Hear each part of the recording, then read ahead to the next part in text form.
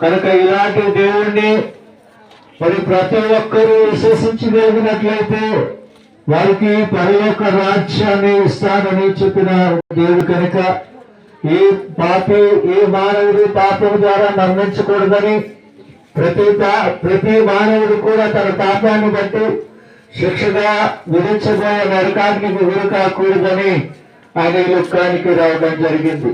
యేసునందు విశ్వాసం ఇచ్చేవాడు రక్షించబడతాడు, యెహోవా నామమున బట్టి ప్రార్థన చేసేవాడు రక్షించబడతాడని చెప్పిన వాక్యానుసారమై ప్రతి ఒక్కరూ కూడా ఆ దేవుని కుమారుడు యేసుక్రీస్తు నామములో ఆయన విశ్వసించి బాప్తిస్మం పొందుకొని రక్షణలోనికి రావాలని ఇదిగాని ప్రపంచ వ్యాప్తంగా ఈ సువార్త ప్రకటించబడుతుంది.